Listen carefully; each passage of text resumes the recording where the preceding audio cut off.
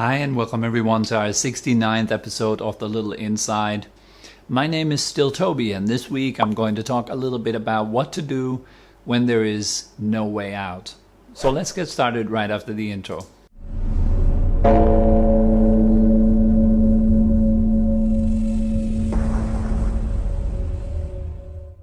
Sometimes life gives you those situations when there is seemingly no way out. You feel stuck, you feel trapped, you can't move in any direction. All ways seem to be completely blocked. And so sometimes these times can be very frightening. They can be very fearful times and give us a lot of pain and hardship. So I'm posting this video this week with the hope that it will at least help some of you with your specific difficult situation in some way. Of course, I cannot address all difficult situations that exist in this world. Would be way beyond my capacity, because some situations are just so horrific that what could I say to help anyone who is trapped in such a situation?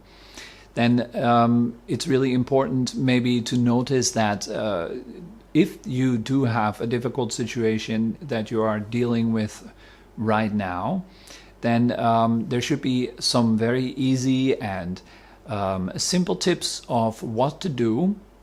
Rather, don't try to go into very complicated things. It should be very practical. It should be something that you can directly apply right here and now. And I think this is what the spiritual path should be all about. It should enable us or empower us to deal with difficult situations throughout our lifetime, to be able to let go of made artificial suffering and to able to let go of suffering that is coming from external forces towards us, and empower our own ability to respond creatively or respond skillfully to all the problems that can arise during a lifetime.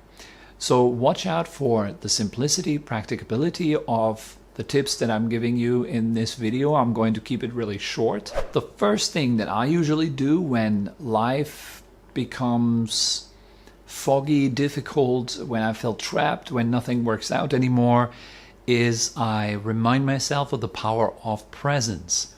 So I bring my attention to the body. I feel my body. I feel my breath.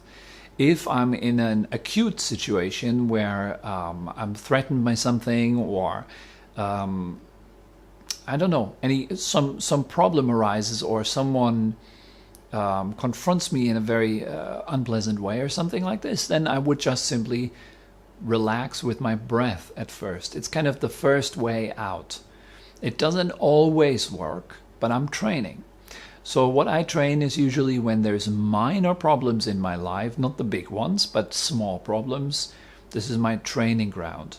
And here I would train when someone criticizes me, or when I'm in pain, when the body is in pain or something like this, to just simply stay with the breath, to come back to my breath. Am I breathing in or out right now? So that's the very first thing that I do. I sometimes would also work with the breath a little bit to calm it down, to slow it down. And I do this because I know that it doesn't help me to freak out on top of the problem. So there's already a problem in my life. Freaking out on top of it doesn't help. What would help is a calm, centered, skillful response. Not freaking out. Fear or doubts or worries, that doesn't really make it a better situation. It makes it worse. And so this is something that I can do something about. It's my own state of mind, right? So first of all, I'm calming it. It's my emergency step. Just calming my breath, calming the feelings in my body. Breathing in, knowing that I breathe in. Breathing out, knowing that I'm breathing out. Now, sometimes we have a lot of thoughts when life is difficult. So in these moments, it might be advisable to kind of use just one word to bring your mind to. Like, let's say, breathing in, peace. Breathing out, peace. Breathing in, peace. Breathing out, peace.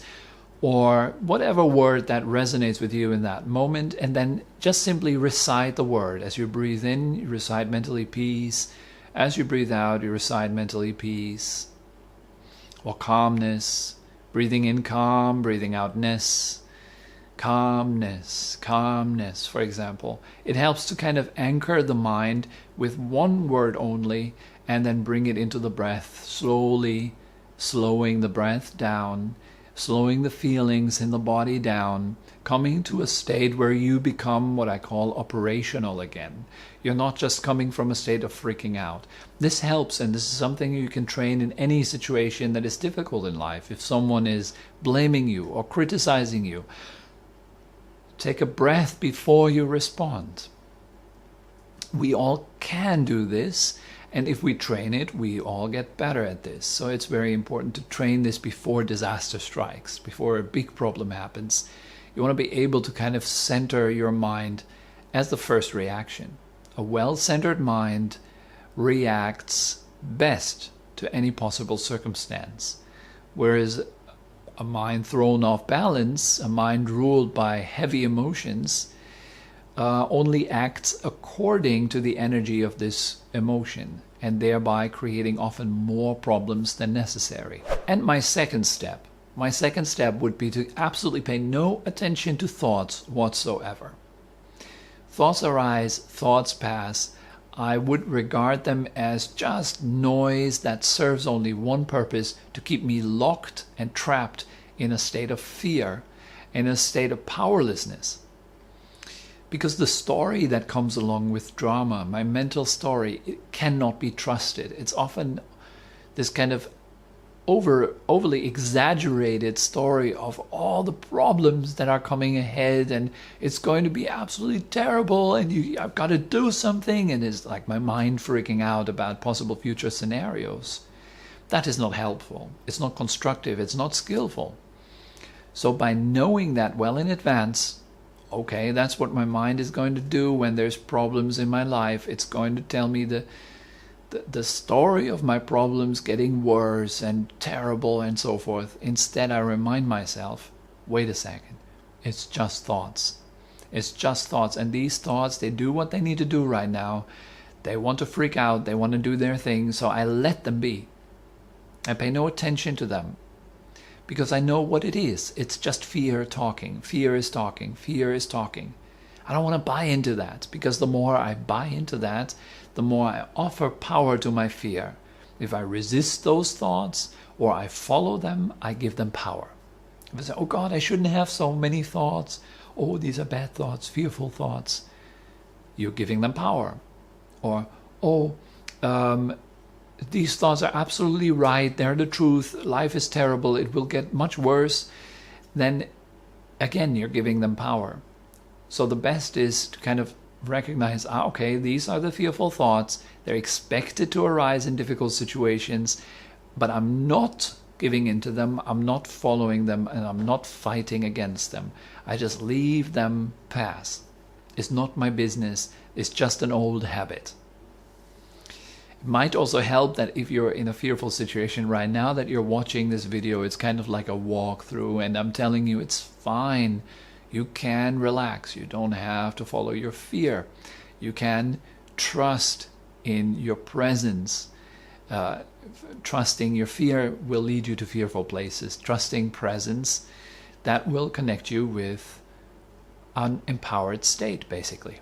And thirdly, once you're able to relax and let go a little bit of the initial drama, and you're able to be present, not paying any attention to thoughts, just staying with your breath, gently, calmly, calming yourself down, taking good care of yourself, you're then in a position where you can act from kindness, from compassion, from a state that is constructive and skillful and will help you to find a solution together with your friends or alone by yourself, depending on your circumstances.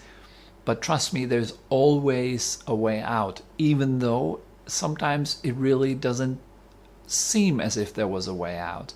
There's always a way out, and it starts within you. It starts with your attitude. It starts with your degree of empowerment. And your empowerment happens within presence. It happens when you choose not to give in to follow your thoughts. And then it happens when you choose kindness as a possible response. No matter what, kindness, forgiveness, compassion, always choose the most beautiful response you could possibly choose. And what helps me with that final step of choosing a response, ask myself, how would I look onto this situation when I would be on my deathbed, maybe 10 years from now on, and I have solved the situation? How would I have liked to solve it? Should I have been kind to the person? Should I have forgiven something? What would be a cool exit? What would be a great response to the current problem that you're going through? Okay, so that's pretty much all that comes to mind. I said it's going to be a bit of a shorter version this time. I think crisp and to the point. It's important to be practical and simple, and I hope it was practical and simple for you guys. If you do have any comments, if you want to share something with me, feel free to write it down in the comment section below. I really hoped that this video was helpful in some ways. And I'm looking forward to see all of you guys again for the next episode next Wednesday. Bye bye.